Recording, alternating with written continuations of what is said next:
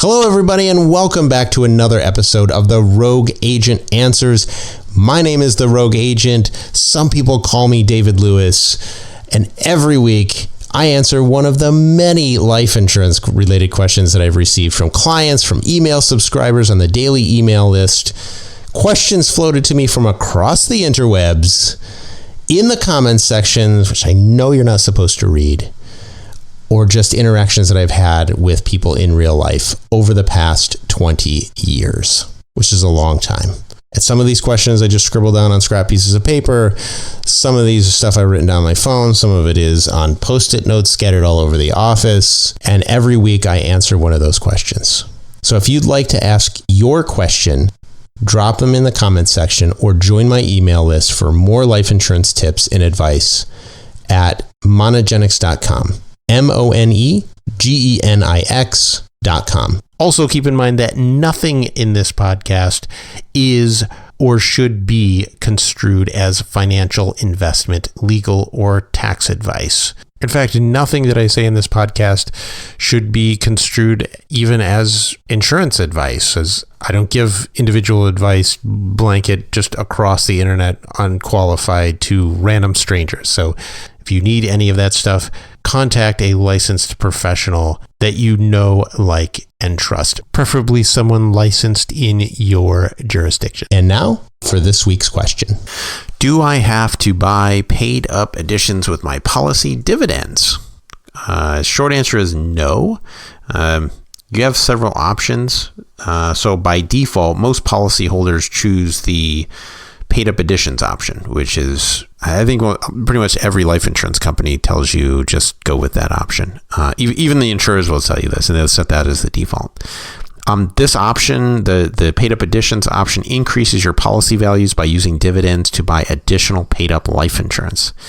The paid up insurance comes with its own cash value and death benefit, and the paid up insurance generates its own dividends, which can also be used to buy more paid up life insurance.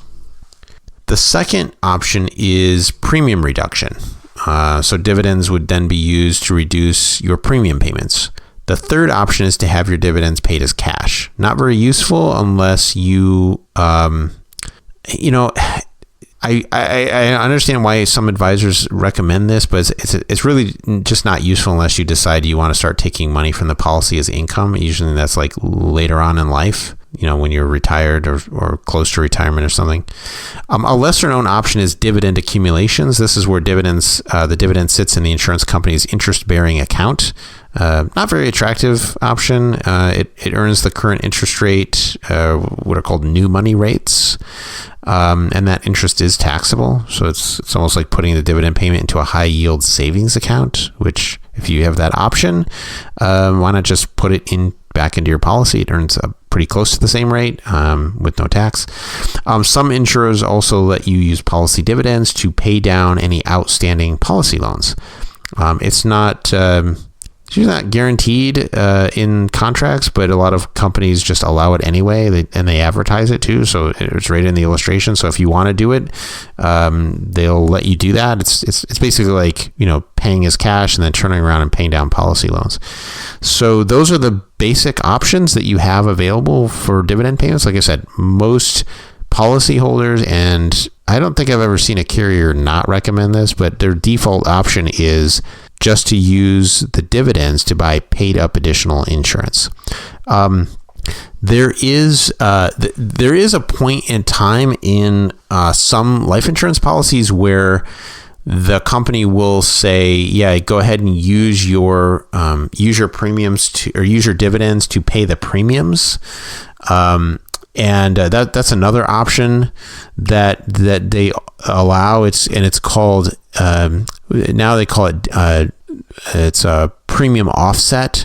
So they'll use current dividend payments plus past accumulated dividends, and combined they'll use that to pay your premiums. And that's usually done after like many years, like maybe a couple of decades of premium payments. And maybe it's your age 60, it's 70, or whatever, maybe even maybe older than age 70 and you decide that you don't want to pay premiums anymore for whatever reason. And so you use accumulated policy values to then start paying the base premium on your whole life policy. Rather than do a reduced paid up. Or maybe you do it before then, and maybe you're taking a policy loan. Maybe you've paid premiums for 5, 6 years, 7 years, 8 years, or whatever. You take a policy loan. You can't afford to pay the premiums and the loan payments. So you temporarily use premium offset and temporarily use dividends to pay the base premiums while you pay back the policy loan. And then when you're done, you resume payment. You go off the premium offset, and then you let dividends go back to buying paid up additional insurance. So those are the different dividend options that you have, and they can be useful. The most useful one, paid up additions. Possibly the second most useful one is premium offset, and then maybe third most useful is taking his dividends as cash way later on in the policy. But yeah, those are the options. I hope that helps, and I'll see you in the next one. Okay, that's it for this week's question. If you'd like to add your question to the list, just drop them in the comment section or send me an email.